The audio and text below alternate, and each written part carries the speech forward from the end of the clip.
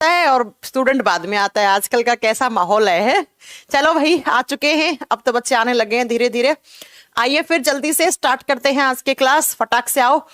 Govind Singh, unknown. Unknown अपना नाम लिखो यार, ये अननोन क्या होता है? हाँ, अविनाश कुमार, राजू रस्तोगी, अरुण कुमार। अरुण कुमार कह रहे हैं फिजिक्स का क्लास क्यों नहीं हो रही है? बच्चा फिजिक्स का क्लास मंडे टू थर्सडे होता है, और थर्सडे इस बार सर को थोड़ा सा घर शिफ्ट कर रहे थे, इसलिए थोड़ा प्रॉब्लम हो गई है। मंडे से सर कंटिन्यू करेंगे क्लासेस।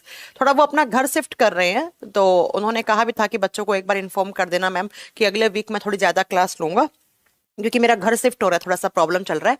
और उनकी वाइफ भी प्रेग्नेंट है, तो थोड़ा सा वो अभी घर में थोड़ा सा सारा हेल्प वेल्प उनको ही करनी पड़ती है, टीचर को ही, इसलिए, है ना। चलो फिर आइए, शिवम कुमार आ चुके हैं, प्रिंस कुमार सिंह आ चुके हैं, अंकित साहू आ चुके हैं, प्रिंस यादव भी आ चुके हैं, गंगाराम आ चुके हैं, सूरज कुमार, जय श्री राम जय श्री राम, अवधेश आ चुके हैं, अविनाश कुमार आ रखे हैं, और राहुल आ रखे हैं, पंकज आ चुके हैं, आकाश आ रखे हैं, सर्वेश यादव आ चुके हैं, सुरेश यादव आ चुके हैं, पंकज, आकांक्षा, प्रिया परमार, प्रिया परमार, हाँ ठीक है मैम। मैं भी सुरेंद्र, आपका भी नाम ले लिया। आप आगे क्या है, सौरकर या क्या है, अच्छे से विजिबल नहीं हुआ। अच्छा, कहाँ के रहने वाले हो आप लोग, बताओ जरा। एक मिनट में पहले मुझे ये बताओ कहाँ के रहने वाले हैं। मैम एक क्वेश्चन था, बिल्कुल बेशक बेझिझक बोलिए बच्चा, क्या क्वेश्चन है? कहाँ के रहने वाले हैं, हम भी देखें। बच्चे अननोन जी, जहां अननोन लिखा है वहां पर अपना नाम लिखिएगा। प्रोटोप्लाज्म की खोज पुरकिंजी ने की थी बच्चा, यही क्वेश्चन था क्या राजू? ओके, बिहार से हैं, राजस्थान से हैं, दरभंगा से हैं, शिवपुरी से हैं, आजमगढ़ से हैं, दिल्ली आजमगढ़। ओके ठीक है, और कहां से हैं? मैम सेल में पानी होता है, बिल्कुल होता है शिवम, सेल में पानी। सेल में क्यों नहीं होता? हमारा बॉडी अप्रोक्स 68 to 78%, 68 से लेकर 70% पानी से बना हुआ है। तो ये पानी कहाँ है? हमारी सेल्स और टिश्यूज में तो है पानी, है ना। ठीक है, I am Salman from Bihar. ठीक है मैं पटना से हूं, मतलब बिहार से बच्चे ज्यादा हैं, क्योंकि पटना, आरा, गया, भागलपुर, इस एरिया का बच्चा हमारे इंस्टीट्यूट में कुछ ज्यादा ही है। ठीक है, चलो फिर आइए। हेलो छोटेलाल पंडित, हेलो हेलो। चलो स्टार्ट करें फिर आज की क्लास। बहुत बढ़िया लगा, हर इंडिया के हर एक कोने से बच्चा पढ़ रहा है, तो बहुत अच्छा लगता है। I am from Odisha. Okay, Odisha, Odisha से मुझे पता है, ओडिशा से हमारे पास भी बच्चा अच्छा है। इनफैक्ट जो मेरा बुक आया था ना, बायोलॉजी वॉल्यूम 1 प्रैक्टिस बुक, उसका मुझे आज भी याद है कि उसके सबसे ज्यादा ऑर्डर थे, जो ऑर्डर्स आए थे वो आए थे ओडिशा से। ओडिशा से बहुत बच्चों ने बुक मंगवाई थी मेरी बायोलॉजी वॉल्यूम 1। मैं खुद पैक करके भेजती थी, तो मुझे याद है कि ओडिशा में बहुत गई थी। आइए फिर स्टार्ट करें अपनी क्लास आज की। आइए चलो तो स्टार्ट करते हैं। हमारा चैप्टर क्या चल रहा था? हम पढ़ रहे थे साइटोलॉजी, हम कोशिका विज्ञान के बारे में पढ़ रहे थे, साइटोलॉजी जिसे हिंदी में कोशिका विज्ञान कहा जाता है, राइट। अब बताओ हमने क्या क्या पढ़ लिया था? 5 मिनट में वही अपना पुराना घिसा पिटा तरीका रिवाइज करने वाला, कि 5 मिनट में हम आपको रिवाइज करवाएंगे। पिछली क्लास में हमने आपको क्या पढ़ाया था? साइटोलॉजी, जिसका मतलब है कोशिका विज्ञान, सेल के बारे में स्टडी करना। लास्ट क्लास में हमने पढ़ा था, ध्यान से सुनिएगा, मतलब अभी तक जितनी भी क्लास हुई हैं उसमें हमने क्या क्या पढ़ लिया था? व्हाट इज सेल, सेल क्या होता है, सेल की डिस्कवरी किसने की, dead cell, living cell, cell theory किसने प्रपोज की थी, उसके बाद कुछ हमने साइंटिस्ट के नाम याद किए थे। देन हमने पढ़ाया था कि सेल के अंदर क्या होता है। अच्छा नहीं, सेल के 2 टाइप पढ़ाए थे, प्रोकैरियोटिक, यूकैरियोटिक। हम लोग यूकैरियोट्स हैं बिकॉज हम लोगों में यूकैरियोटिक टाइप की सेल्स होती है। बैक्टीरिया प्रोकैरियोट्स हैं, क्योंकि बैक्टीरिया में किस टाइप की सेल्स होती हैं? बैक्टीरिया में होती है बच्चा प्रोकैरियोटिक सेल। उसके बाद हमने पढ़ाया था कि जो सेल है उसके अंदर अगर एक सेल को आप माइक्रोस्कोप के नीचे रखोगे तो आपको कैसा दिखेगा? तो सेल के अंदर प्रोटोप्लाज्म दिखता है। और प्रोटोप्लाज्म क्या होता है? आप जानते हैं प्रोटोप्लाज्म क्या होता है? प्रोटोप्लाज्म सेल मेम्ब्रेन के अंदर जितना भी सॉलिड और लिक्विड पार्ट है उसको एक साथ मिला के हम प्रोटोप्लाज्म जीव द्रव्य कहते हैं। उसके बाद हमने स्टार्ट किया सेल की कवरिंग। सेल की कवरिंग कौन कौन सी थी? तो पहला सेल वॉल, दूसरा सेल मेम्ब्रेन। सेल मेम्ब्रेन की स्ट्रक्चर को समझने के लिए कौन सा मॉडल दिया गया था? Fluid mosaic model. किसने दिया था? Singer and Nicolson. उसके बाद हमने पढ़ा था कि सेल के बीचों बीच क्या होता है, न्यूक्लियस, जिसे हम क्या बोलते हैं, सेल का ब्रेन या सेल का मैनेजर या सेल का कंट्रोलर। पूरी की पूरी सेल को कौन कंट्रोल करता है बच्चा, आप बताएंगे। पूरी की पूरी सेल को सेल का ब्रेन, जैसे हमारा ब्रेन हमारे सारे बॉडी ऑर्गन्स को कंट्रोल करता है, ठीक वैसे ही सेल के अंदर जितने भी ऑर्गेनेलिज होते हैं उनको कंट्रोल करने का काम न्यूक्लियस का होता है। और हमारे बॉडी में एक ऐसी सेल है जिसके पास न्यूक्लियस नहीं है। तो क्या मैं ये कह दूं उस सेल के पास ब्रेन नहीं है? हाँ जी मैम कह दो। मतलब न्यूक्लियस नहीं है इसका मतलब उसके पास ब्रेन नहीं है। और वो कौन सी सेल है? That is RBC, red blood cell. उसके बाद हमने पढ़ा था कि सेल के अंदर दो टाइप के न्यूक्लिक एसिड होते हैं, नंबर 1 पे डीएनए एंड नंबर 2 पे आरएनए। डीएनए और आरएनए ये क्या होते हैं? ये न्यूक्लिक एसिड होते हैं। और न्यूक्लिक एसिड क्या होता है? वो एसिड जो न्यूक्लियस के अंदर है। और डीएनए का फुल फॉर्म होता है डीऑक्सीराइबोन्यूक्लिक एसिड, आरएनए का फुल फॉर्म होता है राइबोन्यूक्लिक एसिड। उसके बाद मैंने पढ़ाया था कि डीएनए और आरएनए, डीएनए जो होता है वो डबल हेलिक्स होता है, 2 स्ट्रैंड होते हैं। आरएनए में सिंगल हेलिक्स होता है, 1 स्ट्रैंड होता है। और देन हमने पढ़ा था कि जो डीएनए है बच्चा और आरएनए है वो किसके बने हुए होते हैं? जरा कमेंट करके बताओ डीएनए और आरएनए कैसी स्ट्रक्चर है? डीएनए और आरएनए पॉलीन्यूक्लियोटाइड्स है। और पॉलीन्यूक्लियोटाइड्स का मतलब क्या हो गया कि डीएनए और आरएनए किसके बने हुए होते हैं? पॉलीन्यूक्लियोटाइड्स के बने होते हैं। यहां तक की क्लास हम पढ़ चुके थे। उसके बाद थोड़ा सा आगे और पढ़ाया था कि ये पॉलीन्यूक्लियोटाइड्स क्या होता है। पॉली का मतलब होता है बहुत ज्यादा। जब बहुत सारी यूनिट बार बार रिपीट हो तो उसे पॉली शब्द से डिनोट किया जाता है। और न्यूक्लियोटाइड का मतलब क्या होता है? मैम आपने पढ़ाया था कि न्यूक्लियोटाइड कब बनता है? जब एक शुगर जुड़ती है। शुगर का मतलब होता है शर्करा। एक शर्करा हो और साथ में कौन सा एसिड हो? फॉस्फोरिक एसिड हो। कौन सा एसिड हो? फॉस्फोरिक एसिड हो। और साथ में उसके क्या हो? उसके साथ होना चाहिए बच्चा नाइट्रोजीनियस बेस। कुछ ऐसे बेस होने चाहिए, कुछ ऐसे क्षार होने चाहिए जिसके पास नाइट्रोजन है। तो हिंदी में बोलते हैं नाइट्रोजन युक्त क्षार। नाइट्रोजन युक्त क्षार। जब ये तीनों चीज जुड़ती है तो एक न्यूक्लियोटाइड बनता है। और जब ये बार बार रिपीट होती हैं, n number of unit bar bar repeat होती हैं, तो उसे पॉलीन्यूक्लियोटाइड कहा जाता है।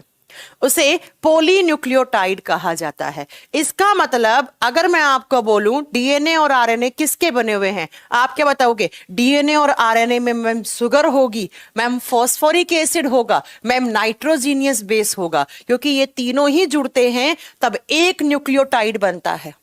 और जब ये बार बार रिपीट होते हैं तो पॉलीन्यूक्लियोटाइड बनता है। यस मैम, इतनी क्लास आपको मैं कल पढ़ा चुकी थी। बताओ, यहां तक की क्लास हमने पढ़ चुके थे और बहुत अच्छे से पढ़ चुके थे। मुझे लगता नहीं है कि किसी को भी कोई प्रॉब्लम होगी यहां तक की क्लास पढ़ने में। अब चलते हैं थोड़ा सा आगे, बात करते हैं ये कौन सी शुगर है डीएनए और आरएनए में। बहुत ध्यान से आज की क्लास को बहुत अच्छे से पढ़ना है। कोई बच्चा अब स्क्रीन पे कमेंट नहीं करेगा अरे भाई कुकर वुकर की आवाजें आने लग जाती हैं घर में। चलो देखिए, अब अगर मैं बात करती हूं, बहुत कोई बच्चा अब सिंगल कमेंट भी नहीं करेगा, स्क्रीन पे सिर्फ सुनेगा मेरी बात। डीएनए और आरएनए में शुगर तो होगी ही होगी। हाँ जी मैम शुगर होगी। एग्जाम में क्वेश्चन आता है डीएनए और आरएनए में कौन सी शुगर होती है। आप जानते हैं एक होता है glucose, fructose, maltose, galactose, lactose, maltose, ये सब क्या होती है? ये सब शुगर होती है, कार्बोहाइड्रेट होती है। तो मैम तो डीएनए में कौन सी होती है? डीएनए और आरएनए में जो शुगर होती है उसका नाम होता है राइबोज शुगर। बताओ जरा, डीएनए और आरएनए में कौन सी शुगर होती है? Ribose sugar. और बच्चा इस राइबोज शुगर के बारे में एक आपको पॉइंट बताऊं, ये राइबोज शुगर एक पेंटोज शुगर है। किस टाइप की है? पेंटोज। पेंटोज का मतलब होता है बच्चा 5 कार्बन वाली।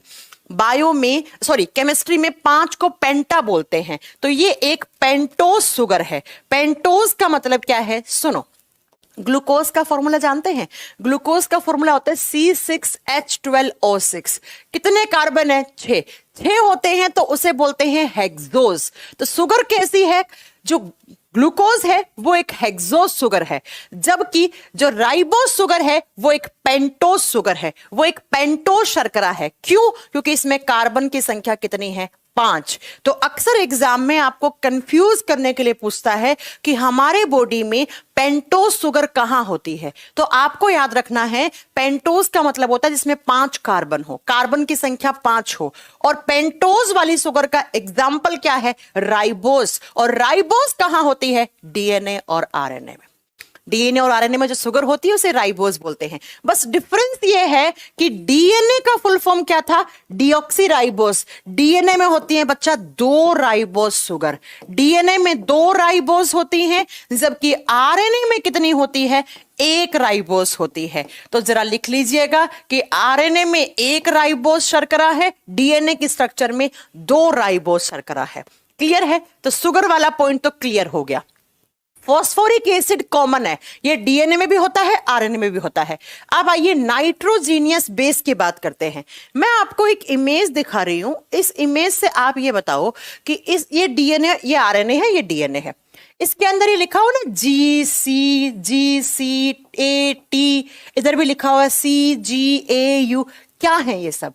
ये सब होते हैं बच्चा नाइट्रोजीनियस बेस। ये सब क्या होते हैं? Nitrogenous base. एक डिफरेंस यह लिख लेना, देखो कल बताया था डीएनए का फुल फॉर्म क्या होता है? डीएनए डबल हेलिक्स होता है, आरएनए सिंगल हेलिक्स होता है। दूसरा डिफरेंस आज आपने पढ़ लिया कि डीएनए के स्ट्रक्चर में 2 राइबोस होती है, आरएनए के स्ट्रक्चर में 1 राइबोस होती है। अब चलते हैं थोड़ा सा आगे कि ये डीएनए और आरएनए के स्ट्रक्चर में जो नाइट्रोजीनियस बेस होते हैं ये कितने टाइप के होते हैं। तो डीएनए और आरएनए के स्ट्रक्चर में जो नाइट्रोजीनियस बेस का मतलब होता है क्षार, ये ऐसे बेस होते हैं जिनके अंदर नाइट्रोजन होता है, इसलिए इन्हें बोलते हैं नाइट्रोजन युक्त क्षार। कुल 2 टाइप के होते हैं। कौन कौन सा? नंबर 1 पे आता है प्यूरीन, नाम जैसे भी है याद तो करने पड़ेंगे भैया, प्यूरीन। और दूसरी तरफ आती है पिरिमिडीन। डीएनए और आरएनए के स्ट्रक्चर में 2 प्रकार के नाइट्रोजन युक्त क्षार पाए जाते हैं, प्यूरीन, पिरिमिडीन। अब बच्चा ये प्यूरीन और पिरिमिडीन के आगे भी नाम है। कौन कौन सी प्यूरीन होती है, कौन कौन सी पिरिमिडीन होती है, ये आपको जान के लिखना है। जब हम बात करते हैं प्यूरीन 2 होती है। प्यूरीन कितनी होती है? 2। जरा लिखिए कौन कौन सी, व्हाइट कलर से लिखते हैं, अलग दिखाते हैं। नंबर 1 पे होता है एडिनिन। पहला जो प्यूरीन होता है उसे एडनिन कहा जाता है, और दूसरा जो होता है उसे ग्वानीन कहा जाता है। बहुत अच्छे से नाम नोट कीजिएगा, 2 प्यूरीन है, एडनिन, ग्वानीन। पिरिमिडीन 3 होती है बच्चा। पिरिमिडीन कितनी है?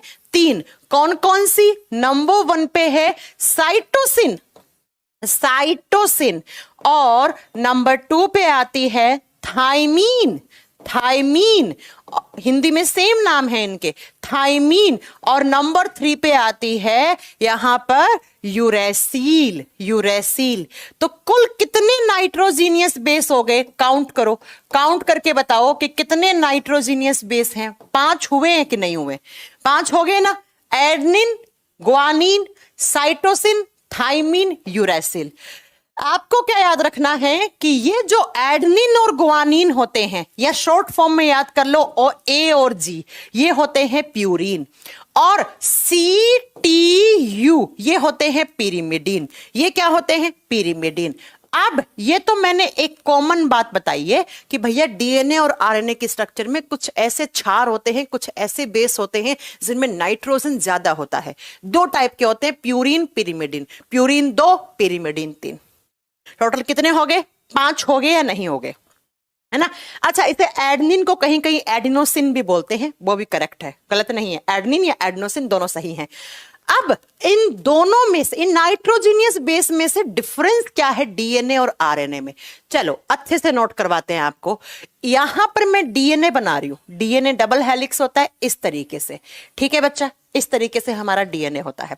और जब आप इस डीएनए की स्ट्रक्चर के अंदर देखोगे तो आपको लिखा हुआ मिलेगा A double bond T, C triple bond G, फिर वापस रिपीट होते हैं A double bond T, C triple bond G, A double bond T, C triple bond G, इस तरीके से। पहली बात तो ये डबल बॉन्ड और ट्रिपल बॉन्ड कौन सा बॉन्ड होता है? डीएनए की स्ट्रक्चर में ये जो बॉन्ड बना रही हूं ना, ये होता है hydrogen bond, H bond. Hydrogen bond, hydrogen बंद। तो पहला क्वेश्चन तो एग्जाम का यही हो गया, कि in the structure of DNA which type of bond is present, DNA की संरचना में किस प्रकार का बंध पाया जाता है, hydrogen bond, H bond, double hydrogen, triple hydrogen. दूसरा सुनो, डीएनए के स्ट्रक्चर में ए हमेशा टी से जुड़ता है। ए का मतलब क्या हो गया, एडेनिन। तो डीएनए में क्या होता है, ए हमेशा डबल हाइड्रोजन से टी से जुड़ता है। ए हमेशा डबल हाइड्रोजन से टी से जुड़ा। ए क्या था बच्चा, एडेनिन। टी क्या था, थाइमीन। ए क्या था, प्यूरिन। टी क्या था, पिरिमिडीन। मतलब ए प्यूरिन और टी पिरिमिडीन के साथ जुड़ता है in the structure of DNA. और दूसरा, सी हमेशा ट्रिपल हाइड्रोजन से जी के साथ जुड़ता है। सी का मतलब साइटोसिन और जी का मतलब गुआनिन। तो डीएनए की स्ट्रक्चर में ए टी सी जी याद रखना है। ये दो मैं आपको दिखा भी देती हूं। इसमें देखो, इमेज में ध्यान से देखोगे तो यहां पे लिखा हुआ है सी जी, सी जी। आप चाहे पहले जी लिख दो बाद में सी लिख दो, चाहे पहले सी लिख दो बाद में जी लिख दो, डजंट मैटर। और देखो A T, A T, A T C G, A T C G. तो बच्चा बताओ डीएनए की स्ट्रक्चर में कौन कौन से नाइट्रोजनियस बेस होते हैं, adenine, thymine, cytosine, guanine, ATCG। तो ये डीएनए है।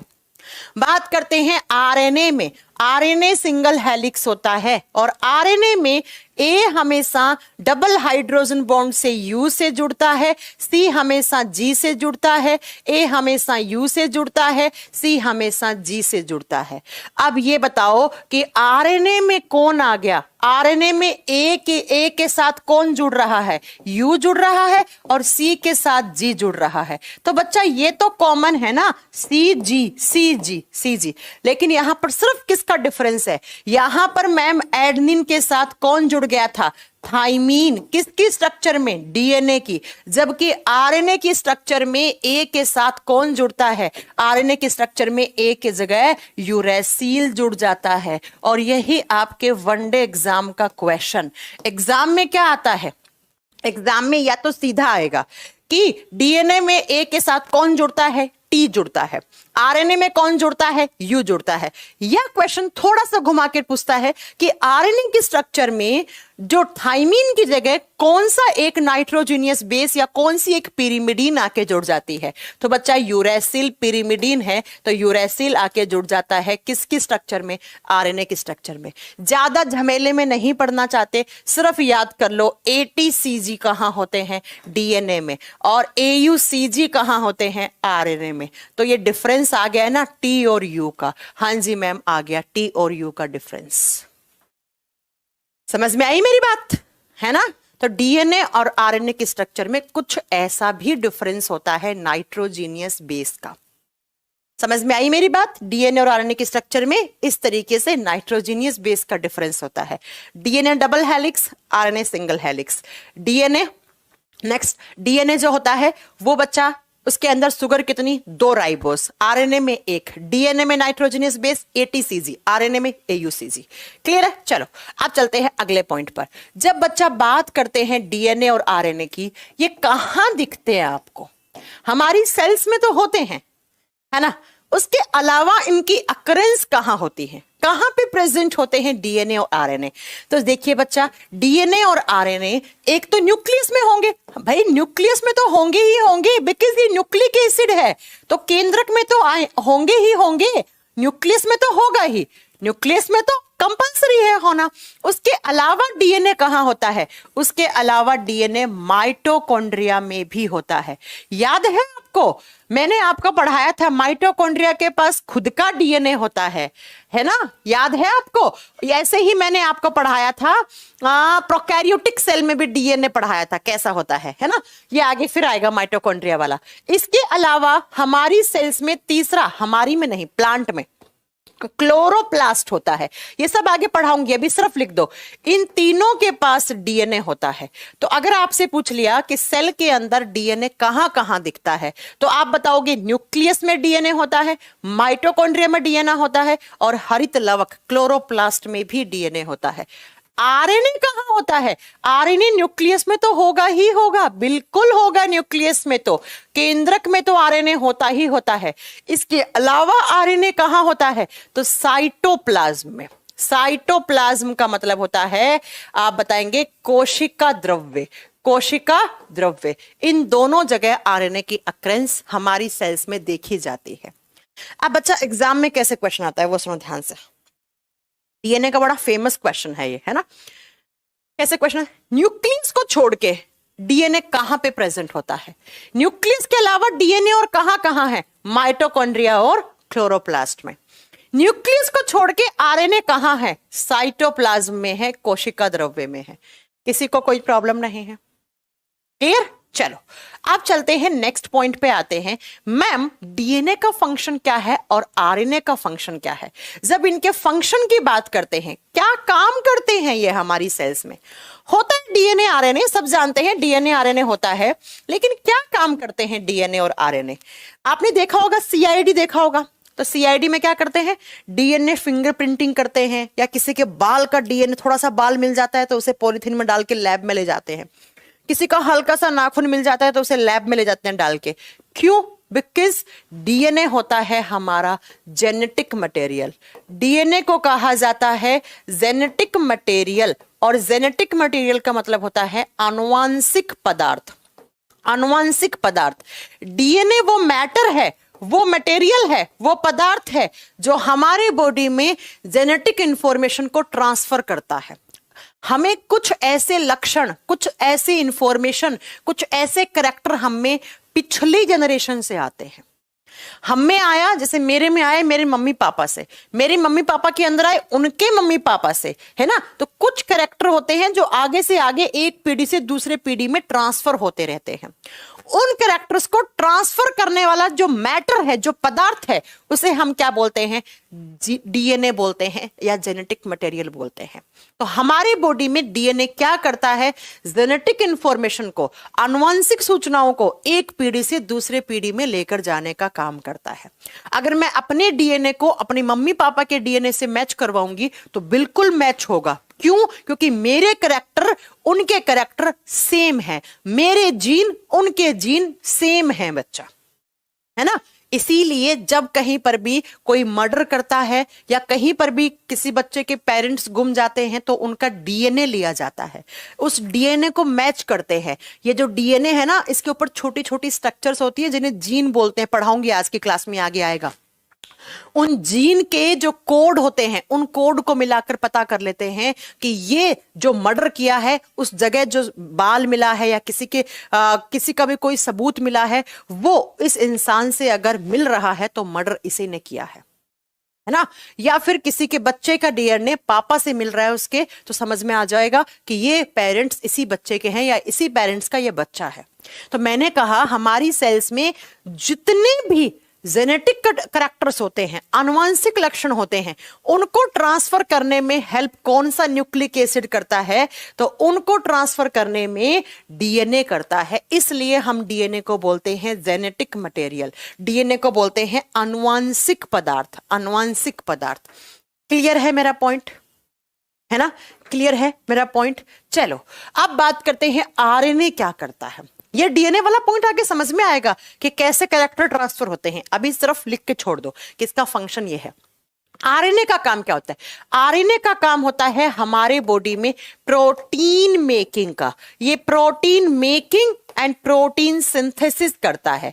आरएनए हमारी सेल्स में प्रोटीन के निर्माण में और प्रोटीन के संश्लेषण में सहायक होता है। तो लिखिएगा, आरएनए प्रोटीन के निर्माण में, प्रोटीन बनता है हमारी सेल्स में बहुत सारा, और उसी प्रोटीन के निर्माण में और उसको एक्टिवेट करने में, उसका सिंथेसिस करने में, उसका संश्लेषण करने में सहायक कौन है?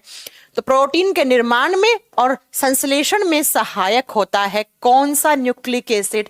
आरएनए। तो बच्चा एग्जाम में सीधा क्वेश्चन आ जाए, किस न्यूक्लिक एसिड को जेनेटिक मटेरियल कहते हैं? डीएनए को। कौन सा न्यूक्लिक एसिड प्रोटीन मेकिंग और प्रोटीन सिंथेसिस का काम करता है? आरएनए करता है। अब आपको कुछ थोड़ी सी मैं ऊपर लेवल में ले जाकर बातें बताने वाली हूं जिसको बायोटेक्नोलॉजी या जेनेटिक्स बोलते हैं। डीएनए वाले पार्ट को छोड़ दो, आओ यहां से आरएनए की बात करते हैं। आरएनए कैसे प्रोटीन बनाता है, बिल्कुल अभी सिर्फ जनरल आइडिया दे रही हूं, आगे वापस आएगा बहुत अच्छे से आपको मालूम चलेगा। हमारी बॉडी में होता क्या है, डीएनए से ही आरएनए बनता है। ध्यान से सुनिएगा, डीएनए से आरएनए बनता है पहले, और जब डीएनए से आरएनए बनता है तो इसे कहा जाता है ट्रांसक्रिप्शन। इस प्रोसेस को कहा जाता है ट्रांसक्रिप्शन, हिंदी में कहा जाता है अनुलेखन। ध्यान से सुनिएगा, अनुलेखन। डीएनए से आरएनए बनता है ना। नेक्स्ट, फिर इस आरएनए से क्या बनता है, प्रोटीन बनता है। आरएनए का काम क्या है, प्रोटीन बनाना, थोड़ी देर पहले लिखा था। और आरएनए से प्रोटीन बनना क्या कहलाता है, आरएनए से प्रोटीन बनना कहलाता है ट्रांसलेशन। क्या कहलाता है, ट्रांसलेशन कहलाता है। हिंदी में बोलते हैं अनुवाद, या हिंदी में ट्रांसलेशन ही लिख लो, है ना बच्चा। और जब आरएनए से वापस कभी डीएनए बन जाए तब बच्चा इसे कहा जाता है रिवर्स ट्रांसक्रिप्शन। क्या कहा जाता है, रिवर्स ट्रांसक्रिप्शन। रिवर्स का मतलब क्या होता है, गाड़ी के अंदर रिवर्स गियर लगाते तो गाड़ी क्या करती है, पीछे जाती है। तो जब पीछे की तरफ वापस गया तो रिवर्स ट्रांसक्रिप्शन। ये एग्जाम में क्वेश्चन आते हैं, what is transcription, what is translation. मैं एक बार बहुत आसान लैंग्वेज में समझा रही हूं, सिर्फ सुनते जाइए। डीएनए था, डीएनए से आरएनए बन गया तो इसे ट्रांसक्रिप्शन, इसे अनुलेखन कहा जाता है। और जस्ट इसका अपोजिट हो गया, इस बार आरएनए से डीएनए बन गया, हालांकि हमारे बॉडी में नहीं होता है, बैक्टीरिया वगैरह में होता है वो, है ना, उसे रिवर्स ट्रांसक्रिप्शन कहा जाता है। और जब आरएनए से प्रोटीन बनती है तो उसे ट्रांसलेशन कहा जाता है। तो मैं ये बताना चाह रही हूं कि भैया आरएनए का काम क्या है, प्रोटीन बनाना। ये हमारी सेल्स के अंदर क्या बना के छोड़ता है, प्रोटीन बना के छोड़ता है। और हमारे बॉडी में प्रोटीन के बहुत सारे काम हैं, वो आगे आप पढ़ लोगे। तो मैम आप ये कहना चाह रही हैं कि आरएनए तो प्रोटीन बनाने में काम आता है। यस बच्चा। और डीएनए को हमने क्या बोल दिया, जेनेटिक मटेरियल बोल दिया। डीएनए तो क्या है, आनुवंशिक पदार्थ है। ये तो जेनेटिक इंफॉर्मेशन को ट्रांसफर करता है एक पीढ़ी से दूसरी पीढ़ी में, है ना। कैसे करता है अभी समझ में आ जाएगा 10 मिनट के बाद। पॉइंट क्लियर है आरएनए के बारे में, इतनी बात समझ में आ गई। अब थोड़ी सी बात और सुनो आरएनए के बारे में। जब आप आरएनए की बात करते हैं तो आरएनए 3 टाइप का होता है। सिर्फ नाम लिखवा के छोड़ रही हूं, आगे पढ़ाऊंगी कि कहां काम आते हैं। आरएनए 3 टाइप का होता है। कौन कौन सा, नंबर 1 पे होता है mRNA। इस M की फुल फॉर्म होती है मैसेंजर आरएनए।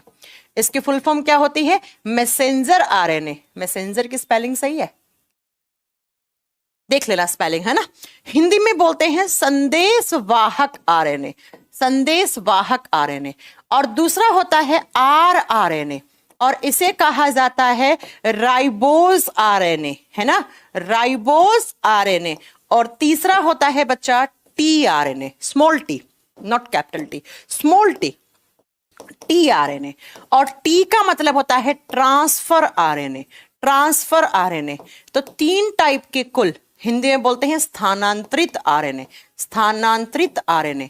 3 टाइप का आरएनए होता है। कौन कौन सा, तो बताइएगा जरा। mRNA, rRNA, tRNA, 3 टाइप के आरएनए होते हैं। और आरएनए का काम क्या है, प्रोटीन बनाना। डीएनए से आरएनए बना, ट्रांसक्रिप्शन। आरएनए से प्रोटीन बना, ट्रांसलेशन। क्लियर है पॉइंट। 3 टाइप के आरएनए, ये काम आएगा बाद में, अभी सिर्फ पढ़ा रही हूं आरएनए इसलिए लिखवा के छोड़ दिए। ये काम आएगा वापस जेनेटिक्स के अंदर, है ना बच्चा। तो इतना याद रखिएगा। ये आरएनए की बात होगी कि आरएनए इतना टाइप का है। अब आओ वापस डीएनए पे। डीएनए से 3 क्वेश्चन बनते हैं, क्या क्या, इस डायग्राम से। और क्या क्या क्वेश्चन बनते हैं वो सुनो ध्यान से। क्या क्या क्वेश्चन बनते हैं वो सुनो ध्यान से। देखो बच्चा, मैंने कहा डीएनए के अंदर क्या होता है, यहां पर नाइट्रोजीनियस बेस होते हैं ATCG, है ना, ATCG होते हैं ना इस तरीके से, है ना, ऐसे होते हैं ना ATCG। अब इस स्ट्रक्चर से 3 क्वेश्चन आते हैं डीएनए से अक्सर एग्जाम में। क्या क्या क्वेश्चन आते हैं, पहला क्वेश्चन तो ये आता है कि जब डीएनए का एक हेलिक्स कंप्लीट होता है, क्या डीएनए का एक हेलिक्स कंप्लीट होता है तो वो कितनी एंगस्ट्रॉम पे कंप्लीट होता है? एंगस्ट्रॉम हेलिक्स से पहले ये सुनो, ये डीएनए का पहला स्ट्रैंड है, ये दूसरा स्ट्रैंड है, इन दोनों के बीच का जो डायमीटर होता है वो कितने एंगस्ट्रॉम का होता है? पहला क्वेश्चन तो ये होता है 20 एंगस्ट्रॉम। अब एंगस्ट्रॉम कितना होता है वो फिजिक्स में आप पढ़ लीजिएगा, मेरा काम नहीं है पढ़ाना, है ना। दोनों हेलिक्स के बीच का जो डायमीटर है, डायमीटर पूछ ले, व्यास पूछे, डायमीटर का मतलब होता है व्यास, वो कितने एंगस्ट्रॉम का है तो आप बताओगे 20 एंगस्ट्रॉम का है। और डीएनए का एक हेलिक्स कितने एंगस्ट्रॉम पे कंप्लीट होता है? ध्यान से सुनना, एक क्वेश्चन पूछूंगी आपसे, है ना। यहां से लेकर यहां एक बार ऐसे डीएनए घूमा ऐसे, तो एक हेलिक्स बन गया, एक कुंडली बन गया, घूम गया ऐसे, तो ये कितने एंगस्ट्रॉम पे घूमता है? तो यहां से लेकर यहां तक ये पूरा है 34 एंगस्ट्रॉम। ये पूरा क्या है? 34 एंगस्ट्रॉम। ऐसे ही ये नीचे वाला भी कितना होगा? 34 एंगस्ट्रॉम होगा। राइट, समझ गए मेरी बात। और नेक्स्ट मैं क्या बताना चाह रही हूं, ये डीएनए के 2 नाइट्रोजीनियस बेस हैं। ये पहला जोड़ा है बेस का, जोड़े का मतलब 2 होता है ना बच्चा, तो ये पहला जोड़ा, ये दूसरा जोड़ा, इन दोनों नाइट्रोजीनियस बेस के बीच का डिफरेंस कितना है? 3.4 एंगस्ट्रॉम का है। लास्टली रिपीट कर रही हूं, फिर एक क्वेश्चन पूछूंगी, उस क्वेश्चन का जो सही आंसर देगा मैं समझूंगी उसी को ही समझ में आया है। ये मैं क्या बताना चाह रही हूं, ध्यान से सुनो। मैंने कहा दोनों हेलिक्स के बीच का डायमीटर 20 एंगस्ट्रॉम का, एक हेलिक्स 34 एंगस्ट्रॉम पे कंप्लीट होता है, और एक हेलिक्स के अंदर जो नाइट्रोजीनियस बेस होते हैं, जो नाइट्रोजन युक्त क्षार होते हैं, वो 3.4 के एंगस्ट्रॉम के डिस्टेंस पे होते हैं। अब मेरा क्वेश्चन ये है कि जब पूरे हेलिक्स में 34 एंगस्ट्रॉम पे घूम रहा है और 2 नाइट्रोजीनियस बेस के बीच का डिफरेंस 3.4 एंगस्ट्रॉम का है, तो बताओ एक हेलिक्स में कितने नाइट्रोजीनियस बेस हुए? इतना गणित, इतना मैथ्स तो आता होगा आपको। पूरा 34 एंगस्ट्रॉम पे 2 के बीच का डिस्टेंस 3.4, तो एक हेलिक्स में कितने नाइट्रोजीनियस बेस हैं? और सूरज ने बिल्कुल सही आंसर दे दिया। सूरज कुमार रॉय ने बहुत अच्छा आंसर दिया। आंसर करो फटाक से, जल्दी आंसर कीजिए। यस, सुरेंद्र ने भी बड़ा सही आंसर दिया। एक बात बताऊं, तुम लोगों का बैच आज तक का साइंस स्पेशल का सबसे अच्छा बैच लगा मुझे, क्योंकि बच्चे भी बहुत अच्छे पढ़ने वाले हैं और बड़े सिंसियर हैं। बहुत अच्छा बैच लगा, नहीं तो इतना जल्दी आंसर नहीं आते हैं।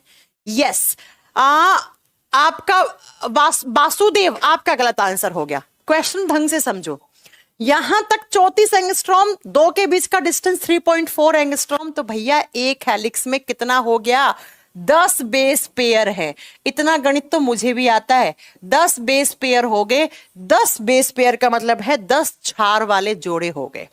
17 कैसे आ जाएगा आंसर? निरंजन कुमार, दिवाकर कह रहे हैं 6। इतना गणित कहां से पढ़ के आए हैं? मुझे लगता है मेरा ही मैथ्स कमजोर है, लेकिन मेरे से भी ज्यादा और लोगों का भी कमजोर है मैथ्स, है ना। चलो, आप तो कर लोगे। 3.4 इंटू 10 करोगे तभी तो क्या आएगा? 34 एंगस्ट्रॉम आएगा, है ना। ठीक है, चलो, तो ये डीएनए के 4 क्वेश्चन बनते हैं एग्जाम में। Question number 1, question number 2, question number 3 and question number 4। ठीक है, ये रहा डीएनए और आरएनए का डिफरेंस। डीएनए कहां कहां होता है सेल के अंदर मैं पढ़ा चुकी हूं। डीएनए का फंक्शन क्या है, आरएनए का फंक्शन क्या है, और उसके बाद मैंने आपको पढ़ा दिया कि जो डीएनए और आरएनए हैं वो पॉलीन्यूक्लियोटाइड्स होते हैं। किसके बने हुए होते हैं? न्यूक्लियोटाइड्स के। और डीएनए में 2 राइबोस होती हैं, आरएनए में 1 राइबोस होती है। और नाइट्रोजीनियस बेस से भी आपको मैंने क्वेश्चन बता दिए। अब बात करते हैं हम अगली बात पे, नेक्स्ट थोड़ा सा आगे चलते हैं। आरएनए का उतना ही याद रखना है कि आरएनए 3 टाइप का होता है, एमआरएनए, आरआरएनए, और टीआरएनए। ये सब आपको आगे समझ में आएगा। अब सुनो बच्चा, एक लास्ट डिफरेंस बता रही हूं जिससे क्वेश्चन बनते हैं। डीएनए जो होता है ना, इसके ऊपर कुछ अलग टाइप की प्रोटीन होती हैं जिन्हें बोलते हैं हिस्टोन प्रोटीन। डीएनए के ऊपर हिस्टोन प्रोटीन पाई जाती है। Histone protein is present on DNA. और जब आरएनए की बात करते हैं तो आरएनए पे यह हिस्टोन प्रोटीन नहीं होती है। तो अगेन एग्जाम में क्वेश्चन क्या बनता है, कौन से न्यूक्लिक एसिड पर हिस्टोन प्रोटीन पाए जाते हैं? तो कौन से न्यूक्लिक एसिड पे होते हैं? डीएनए पे। कौन से पे नहीं होते? आरएनए पे नहीं होते।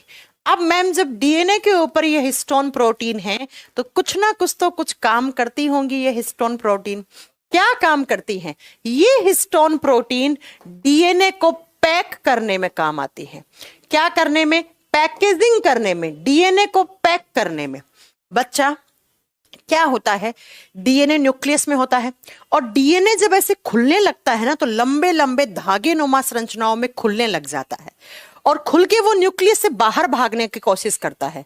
तो न्यूक्लियस से बाहर ना भागे इसलिए डीएनए के ऊपर कुछ प्रोटीन होती है, वो उसको ऐसे फोल्ड करके वापस पैक कर देती है। जैसे एक मोतियों की माला होती है और माला टूटती है तो मोती बिखर जाते हैं और सारे मोतियों को एक साथ पिरोते हो आप एक माला के अंदर।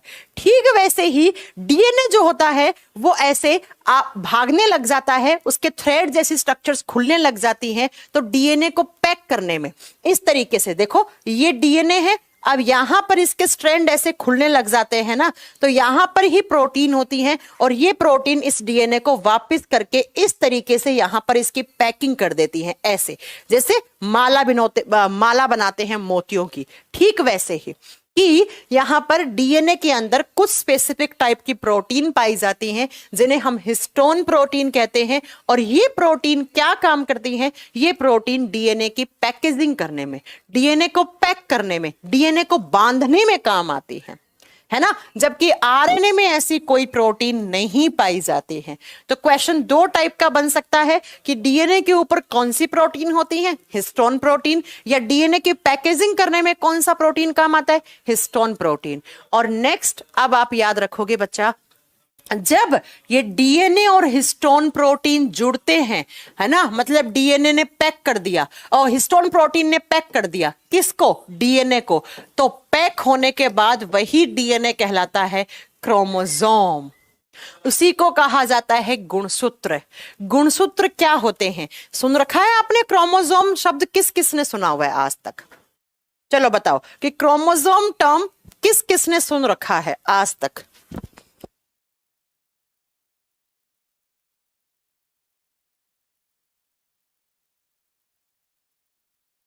हाँ जी, सुना है? ठीक है, चलो क्या होते हैं क्रोमोसोम?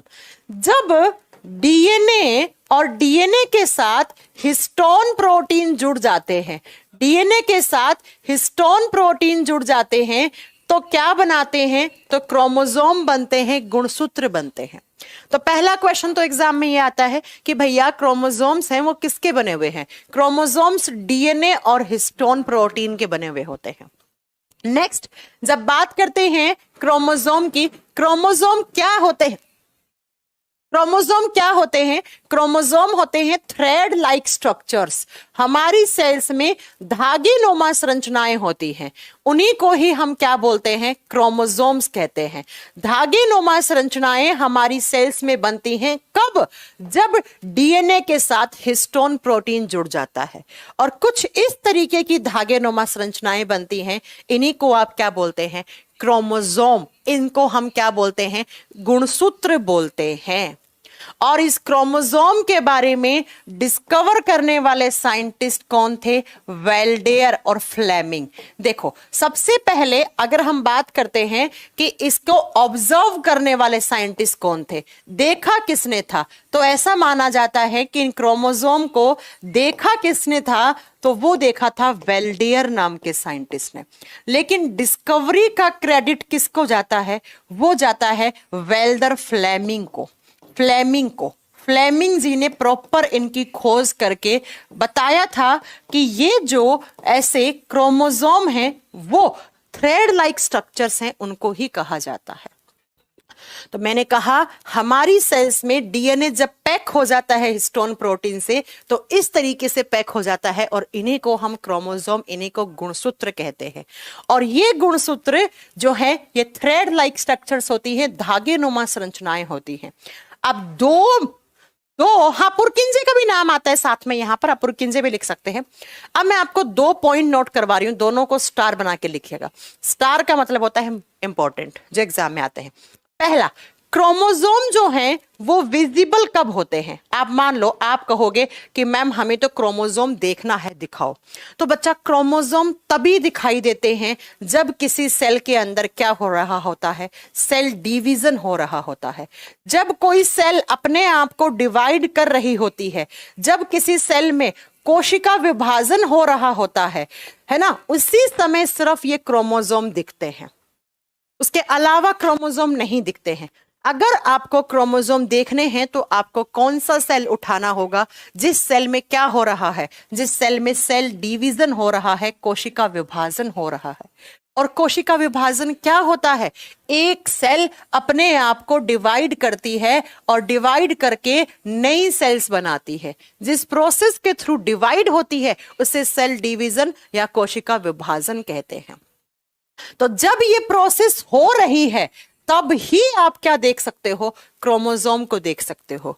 तो एग्जाम में आते हैं chromosomes becomes visible during, chromosome किस समय दिखाई देते हैं? तो कोशिका विभाजन के समय। और दूसरा, chromosomes are always present in pairs, chromosomes हमेशा जोड़ियों में पाया जाता है, सिंगल क्रोमोसोम नहीं होता है, हमेशा पेयर में मिलेंगे। आप कैसे पढ़ोगे? 2, 4, 6, 8, 10, 12, 14 पेयर, सिंगल नहीं पढ़ोगे कभी। ऐसे नहीं पढ़ोगे कि फलाना जीव में 3 क्रोमोसोम है, नो, पेयर्स में। पेयर का मतलब हमेशा सम संख्या में होगा, 2, 4, 6, 8, 10, 12 ऐसे होगा। क्रोमोसोम्स हमेशा पेयर्स में होते हैं, जोड़ियों में होते हैं, सिंगल कभी क्रोमोसोम नहीं होता है।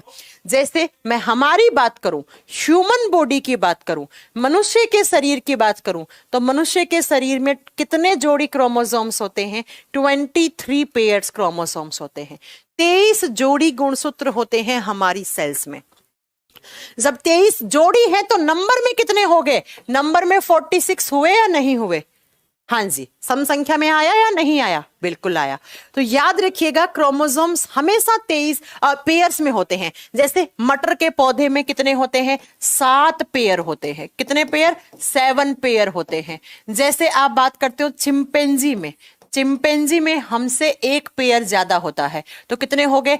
24 जोड़ी हो गए। तो आप जब भी, मेरे कहने का मतलब इतना सा है, आप क्रोमोसोम की बात करते हो तो वो आपको पेयर्स में मिलते हैं, है ना बच्चा? किसमें मिलते हैं? पेयर्स में। मॉस्किटो में जैसे बात करते हैं ना तो 3 जोड़ी होते हैं, ऐसे आपको पेयर्स में मिलेंगे। ठीक है, चलो, ह्यूमन बॉडी में टोटल 46 हो गए, जोड़े कितने हो गए? 23। और हमारी बॉडी में जो क्रोमोसोम होते हैं उनको 2 कैटेगरी में डिवाइड करते हैं। मतलब हमारे बॉडी में 2 टाइप के क्रोमोसोम होते हैं। कौन कौन से? नंबर 1 पे है ऑटोसोम्स, इंग्लिश में ऑटोसोम्स, हिंदी में ऑटोसोम कहा जाता है। पहला प्रकार जो हमारे शरीर में गुणसूत्रों का है वो ऑटोसोम है। और दूसरा कौन सा हो गया? एलोसोम। एलोसोम्स, हिंदी में एलोसोम्स लिखा जाएगा। ऑटोसोम, एलोसोम, 2 प्रकार के क्रोमोसोम होते हैं हमारे बॉडी में, हम लोगों में। ठीक है, ऑटोसोम्स क्या होते हैं? ये ऐसे क्रोमोसोम्स होते हैं जो लड़का और लड़की में सेम हैं, जो एक जैसे हैं, जो लड़का और लड़की के शरीर में एक जैसे गुणसूत्र हैं, उन्हें ऑटोसोम कहा जाता है। और कितने जोड़ी सेम होते हैं? तो आप बताओगे 22 जोड़ी, 22 पेयर्स क्रोमोसोम्स ऑटोसोम कहलाते हैं। मतलब टोटल कितने हो गए? 44 ऐसे क्रोमोसोम हैं जो लड़का लड़की के बराबर है, एक जैसे हैं, दिखने में सेम है, काम भी सेम है ना? और जब बात करते हैं एलोसोम की, ये ऐसे क्रोमोसोम होते हैं जो लड़का और लड़की में क्या हो? डिफरेंट हो। डिफरेंट का मतलब क्या हो गया? अलग अलग हो, जो दोनों में क्या हो? अलग अलग हो। कितने पेयर? 1 जोड़ी क्रोमोसोम अलग अलग होता है। 1 जोड़ी का मतलब कितना हो गया? 2। भाई 22 जोड़ी का मतलब 44 हो गया। तो 44 क्रोमोसोम्स ऑटोसोम्स होते हैं, 1 जोड़ी क्रोमोसोम्स एलोसोम होते हैं। एक जोड़ी क्रोमोसोम्स एलोसोम होते हैं, ये याद रखिएगा, है ना। इतनी बात क्लियर हो गई। आप सुनो, जब कभी भी कोई बच्चा बन रहा होता है मां के वोम्ब में, गर्भाशय में, तो उस समय उस बच्चे का जेंडर किस तरीके से डिसाइड होता है कि वो बच्चा बेबी बॉय बनेगा या बेबी गर्ल बनेगा, कैसे होता है। तो ये वाले क्रोमोसोम्स तो उस बच्चे में आ जाते हैं, 44 तो आएंगे ही आएंगे, चाहे लड़का हो चाहे लड़की हो, है ना। कितने क्रोमोसोम और आने? 2। तो बच्चा बताओ फादर के क्रोमोसोम कौन से हैं? पिता के। अच्छा पहले सुनो ध्यान से कि ये एलोसोम डिफरेंट कैसे होते हैं, वो तो सुनो। मेल बॉडी में, लड़के के अंदर, नर शरीर में ये एलोसोम होता है X, Y, और फीमेल्स के अंदर होते हैं ये एलोसोम X और X। तो बच्चा अगर कहीं पे लिखा हुआ है क्या 44 प्लस XX, इसका मतलब ये क्या है? ये लड़की है, फीमेल ह्यूमन बीइंग है। और अगर लिखा है 44 प्लस X, Y, तो ये क्या है? लड़का है, इसका मतलब ये एक मेल ह्यूमन है। ये क्या है? एक मेल ह्यूमन। देखो 44 तो सेम है ना, और सेम है वो क्या कहलाते हैं? ऑटोसोम। X और X किसका है? लड़कियों का। XY किसका है? लड़कों का। तो XX XY अलग हो गए, तो ये किस टाइप के क्रोमोसोम हैं? ये एलोसोम है। तो मेल के एलोसोम XY होते हैं, फीमेल के एलोसोम XX होते हैं। जब ऐसा लिखा हुआ है तो वो फीमेल है, ऐसा लिखा हुआ है तो वो मेल है। अब क्या होता है, जब एक लड़की प्रेग्नेंट होती है ना, उस समय उसके वंब में जो बच्चा है वो बच्चा बन रहा है, तो वो बच्चा आगे चलकर लड़का बनेगा या लड़की, वो कैसे डिसाइड होता है? वो यही क्रोमोसोम करते हैं, एलोसोम करते हैं। कैसे? सुनो, 44 तो क्रोमोसोम उस बच्चे में इक्वल जाएंगे ही जाएंगे भाई, 44 क्रोमोसोम तो एक जैसे हैं, तो 44 तो जाएंगे ही जाएंगे। अब क्या होगा, 2 क्रोमोसोम फादर के हैं, 2 मदर के हैं। पापा के कौन से हैं? एलोसोम। तो मेल के कौन से होते हैं? X, Y। मदर के कौन से हैं? XX। तो अब 2 में से एक पापा से आता है उस बच्चे में, एक मम्मी से आता है। मान लो पापा का X आया, मम्मी का X आ गया, तो X और X क्रोमोसोम आने से क्या बनेगा? वो बच्चा बेबी गर्ल बनेगी, वो लड़की पैदा होगी। वो क्या होगी? लक्ष्मी पैदा होगी, लड़की पैदा होगी, है ना। और अगर यहां से आ गया मदर का X और यहां से आ गया Y, तो X और Y क्रोमोसोम आएंगे, तो वो क्या पैदा होगा? वो लड़का पैदा होगा, बेबी बॉय पैदा होगा। अब मुझे ये बताओ, किसके क्रोमोसोम डिसाइड कर रहे हैं होने वाला बच्चा लड़का होगा या लड़की? किसके क्रोमोसोम डिसाइड कर रहे हैं? आप लोग कमेंट करके बताओ भाई। फीमेल में, मां में तो XX हैं, पापा के X और Y हैं, अलग है। तो किसके क्रोमोसोम डिसाइड कर रहे हैं? फादर के क्रोमोसोम डिसाइड करते हैं होने वाला बच्चा लड़का होगा या लड़की। फादर के कौन से? X और X। इसीलिए फादर के X और Y क्रोमोसोम को कहा जाता है जेंडर डिटर्मिनेशन क्रोमोसोम या जेंडर डिटरमाइंड क्रोमोसोम, लिंग निर्धारक गुणसूत्र। लिंग का निर्धारण करेंगे कि होने वाला बच्चा लड़का है या लड़की है, तो इन्हें बोलते हैं लिंग निर्धारक गुणसूत्र। और लिंग निर्धारक गुणसूत्र किसके हैं? आप बताओगे मेल के। मेल के कौन से हैं? एलोसोम। और कौन सा? X और Y। X और Y क्रोमोसोम डिसाइड करेंगे कि होने वाला बच्चा बेबी गर्ल है या बेबी बॉय है, लड़का होगा या लड़की होगी। इसमें लड़की का 0.0001% भी योगदान नहीं है। वो बात अलग है, हमारे समाज में अलग अलग भ्रम पैदा कर रखे हैं लोगों ने कि 3-4 लड़कियां तुमने पैदा कर दी, लड़की को ब्लेम करते हैं, लड़की को मारते हैं, घर से निकाल देते हैं, लड़के की दूसरी शादी करवा देते हैं कि भाई इस लड़की में कुछ कमी है इसलिए लड़कियां पैदा हो रही हैं। लेकिन आजकल तो हमारा समाज भी बदल रहा है, लड़का लड़की दोनों बराबर हैं, समझ रहे हैं आप। लेकिन लड़की की इसमें कहीं पर भी आपको गलती दिख रही है? भाई लड़की में तो XX है, X ही जाना है, और अगर यहां से Y आया तो लड़का, यहां से X आया तो लड़की। तो मेल के एलोसोम कहलाते हैं लिंग निर्धारक गुणसूत्र, जेंडर डिटरमाइंड क्रोमोसोम। ये बताएंगे कि होने वाला बच्चा लड़का है या लड़की है, कौन बना है, कौन बनेगा, लड़का बनेगा या लड़की। तो हमारी सेल्स में टोटल 23 पेयर्स क्रोमोसोम, 23 में से जो 22 जोड़ी है वो सेम है और एक जोड़ी अलग है ना बच्चा। अब 22 का मतलब 44 क्रोमोसोम एक जैसे हैं, एक जोड़ी अलग है। अलग वाला ये था और इसी को बोला जाता है जेंडर डिटरमाइंड क्रोमोसोम। तो क्रोमोसोम ने डिसाइड कर दिया होने वाला लड़का होगा या लड़की बच्चा। अब उस लड़के में कैरेक्टर किसके जाने, लड़का या लड़की में, वो डिसाइड करते हैं जीन। जीन बताएंगे इस बच्चे के अंदर लक्षण किसके जाएंगे, इस बच्चे की हाइट मम्मी पे होगी या पापा पे होगी, है ना। तो ये हम पढ़ेंगे कल की क्लास में, जीन हम पढ़ेंगे कल।